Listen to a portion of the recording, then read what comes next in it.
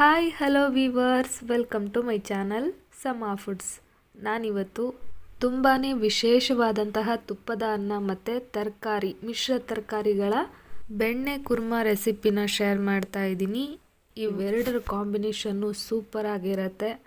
Hotel ರೆಸ್ಟೋರೆಂಟ್ಗಿಂತಲೂ ಬೊಂಬಾಟಾಗಿರುತ್ತೆ. ಈ ರೆಸಿಪಿನ ಒಂದ್ಸಲ ಟ್ರೈ ಮಾಡಿ, ಖಂಡಿತವಾಗ್ಲೂ ಇಷ್ಟ ಆಗುತ್ತೆ. ಮೊದಲಿಗೆ ಗೀ ರೈಸ್ನ ಮಾಡೋದಕ್ಕೆ 2 ಕಪ್ ಆಗುವಷ್ಟು ಬಾಸುಮತಿ ಅಕ್ಕಿನ ತಗೊಳ್ತಾ ಇದ್ದೀನಿ. ಬಾಸುಮತಿ ಅಕ್ಕಿ ಇಲ್ಲ ಅಂದರೆ ನೀವು ದಿನ ಊಟಕ್ಕೆ ಯಾವುದು ಬಳಸ್ತೀರೋ ಅದನ್ನೇ ತಗೊಳ್ಳಿ.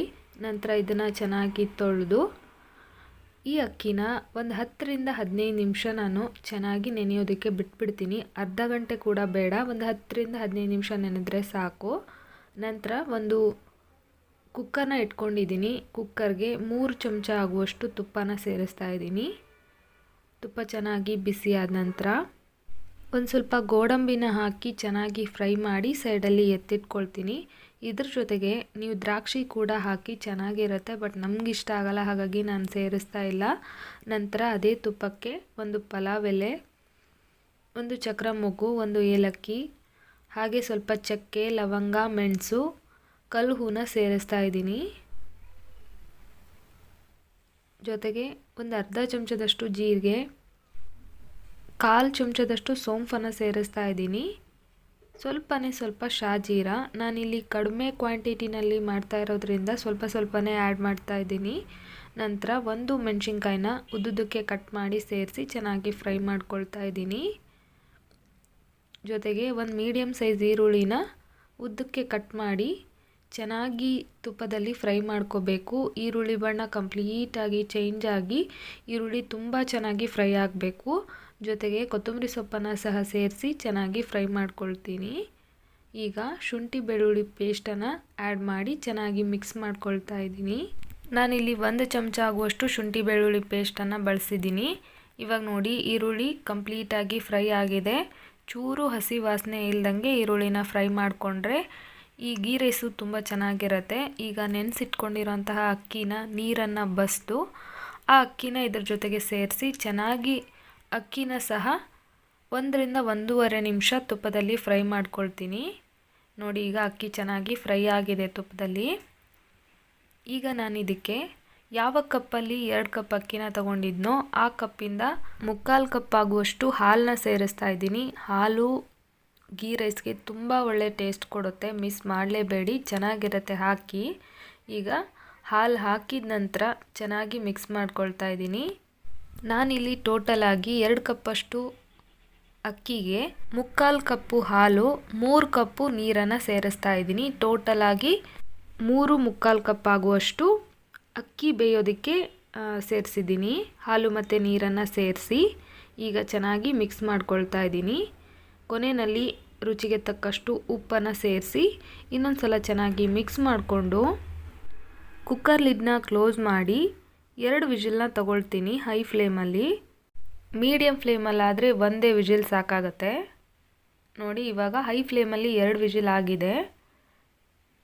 ಕುಕ್ಕರ್ನ ಓಪನ್ ಮಾಡ್ಕೊಳ್ತಾ ಇದ್ದೀನಿ. ನೋಡ್ತಾ ಇದ್ದೀರಲ್ವ, ಉದ್ರಾಗಿ ತುಂಬಾ ಪರ್ಫೆಕ್ಟಾಗಿ ಗೀ ರೈಸು ರೆಡಿಯಾಗಿದೆ. ಒಂದು ಸಲ ನಿಧಾನಕ್ಕೆ ಇದನ್ನು ಮಿಕ್ಸ್ ಮಾಡ್ಕೊಳ್ತಾ ಇದ್ದೀನಿ. ನೋಡಿ, ಎಷ್ಟು ಚೆನ್ನಾಗಿ ಪರ್ಫೆಕ್ಟಾಗಿ ಬಂದಿದೆ ಅಲ್ವಾ. ಈಗ ಗೀ ರೈಸು ರೆಡಿ ಆಯಿತು. ಬಟರ್ ಕುರ್ಮಾ ಹೇಗೆ ಮಾಡೋದು ನೋಡೋಣ. ಮೊದಲಿಗೆ ಒಂದು ಬಾಣಲೆನ ಬಿಸಿ ಆಗೋದಕ್ಕೆ ಇಟ್ಕೊಂಡಿದ್ದೀನಿ. ಅದಕ್ಕೆ 2 ಚಮಚ ಆಗುವಷ್ಟು ಬೆಣ್ಣೆನ ಸೇರಿಸ್ತಾ ಇದ್ದೀನಿ. ಬೆಣ್ಣೆ ಚೆನ್ನಾಗಿ ಕರಗಿದ ನಂತರ ಅರ್ಧ ಚಮಚ ಆಗುವಷ್ಟು ಜೀರಿಗೆನ ಆ್ಯಡ್ ಮಾಡ್ತಾ ಇದ್ದೀನಿ. ಜೀರಿಗೆ ಬೆಣ್ಣೆಲಿ ಫ್ರೈ ಆದಾಗ ಒಂದೊಳ್ಳೆ ಅರೋಮಾ ಬರುತ್ತೆ, ಟೇಸ್ಟ್ ಕೂಡ ಚೆನ್ನಾಗಿರುತ್ತೆ. ಜೊತೆಗೆ ಒಂದು ಪಲಾವ್ ಎಲೆ, ಒಂದು ಚಕ್ರ ಮೊಗ್ಗು, ಒಂದು ಏಲಕ್ಕಿ, ಒಂದು ಸ್ವಲ್ಪ ಚಕ್ಕೆನ ಸೇರಿಸಿ ಚೆನ್ನಾಗಿ ಬೆಣ್ಣೆಲಿ ಫ್ರೈ ಮಾಡ್ಕೊಳ್ತೀನಿ. ತುಂಬ ಇದು ಕಲರ್ ಚೇಂಜ್ ಆಗೋದು ಬೇಡ, ಲೈಟಾಗಿ ಮೀಡಿಯಮ್ ಆಗಿ ಇದನ್ನು ಫ್ರೈ ಮಾಡ್ಕೊಳ್ಳಿ. ಯಾವುದೇ ಕಾರಣಕ್ಕೂ ಫ್ಲೇಮ್ನ ಹೈ ಇಟ್ಕೋಬೇಡಿ, ಲೋ ಟು ಮೀಡಿಯಮ್ ಫ್ಲೇಮಲ್ಲೇ ಫ್ರೈ ಮಾಡ್ಕೊಳ್ಳಿ. ಈಗ ಸಣ್ಣದಾಗಿ ಕಟ್ ಮಾಡ್ಕೊಂಡಿರೋಂತಹ ಒಂದು ಮೀಡಿಯಮ್ ಸೈಜ್ ಈರುಳ್ಳಿನ ಬೆಣ್ಣೆ ಜೊತೆಗೆ ಸೇರಿಸಿ ಚೆನ್ನಾಗಿ ಮಿಕ್ಸ್ ಮಾಡ್ತಾ ಹಸಿ ವಾಸನೆ ಹೋಗೋವರೆಗೂ ಫ್ರೈ ಮಾಡ್ಕೊಳ್ತೀನಿ. ಜೊತೆಗೆ 1 ಚಮಚ ಆಗುವಷ್ಟು ಹೋಮ್ಮೇಡ್ ಶುಂಠಿ ಬೆಳ್ಳುಳ್ಳಿ ಪೇಸ್ಟನ್ನು ಸಹ ಸೇರಿಸಿ ಫ್ರೈ ಮಾಡ್ಕೊಳ್ತಾ ಇದ್ದೀನಿ. ಇವಾಗ ನೋಡಿ, ಚೆನ್ನಾಗಿ ಫ್ರೈ ಆಗಿದೆ.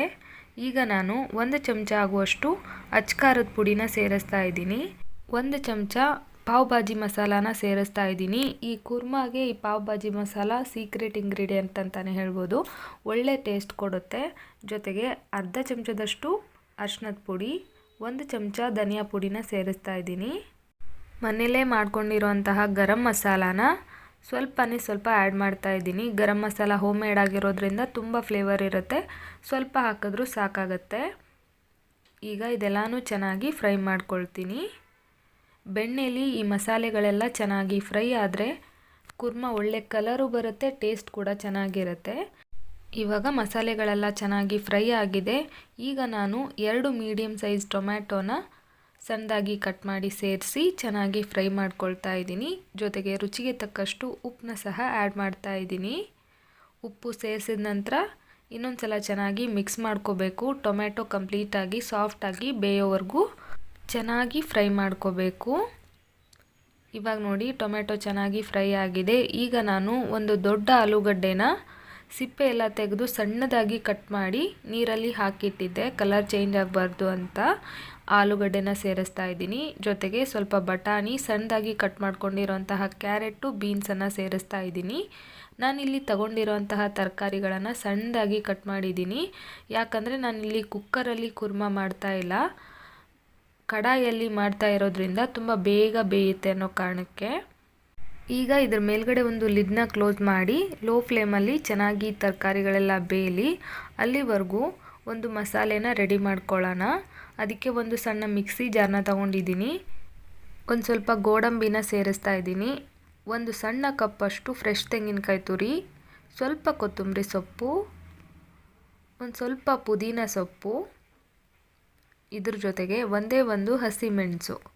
ಇದೆಲ್ಲನೂ ಚೆನ್ನಾಗಿ ರುಬ್ಬೋದಕ್ಕೆ ಬೇಕಾದಷ್ಟು ನೀರನ್ನು ಸೇರಿಸಿ ನೈಸಾಗಿ ಗ್ರೈಂಡ್ ಮಾಡಿಕೊಂಡು ತಗೊಳ್ತೀನಿ.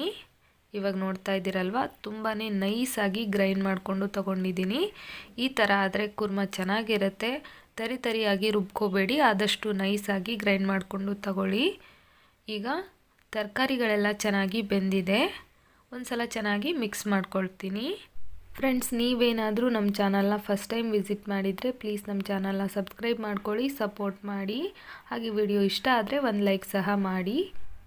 ಈಗ ರುಬ್ಬಿಟ್ಕೊಂಡಿರೋಂತಹ ಮಸಾಲೆನ ಸೇರಿಸಿ ಚೆನ್ನಾಗಿ ಮಿಕ್ಸ್ ಮಾಡ್ಕೊಳ್ತಾ ಇದ್ದೀನಿ.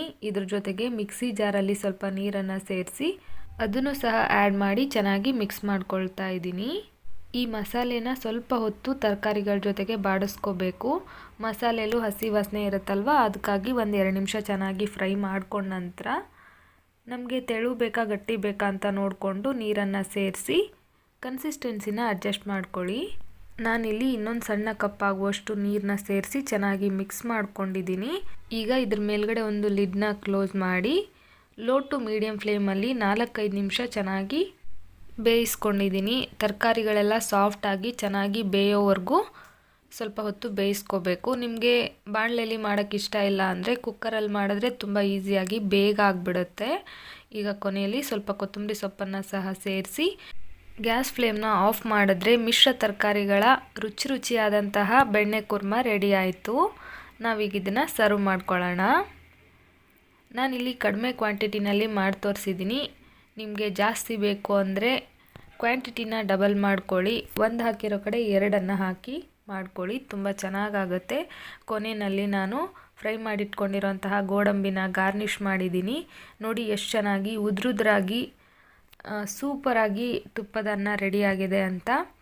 ಇವೆರಡರ ಕಾಂಬಿನೇಷನ್ನು ಸೂಪರಾಗಿರುತ್ತೆ. ಒಂದು ಸಲ ಟ್ರೈ ಮಾಡಿ. ಮತ್ತೆ ಸಿಗ್ತೀನಿ. Bye friends, thank you.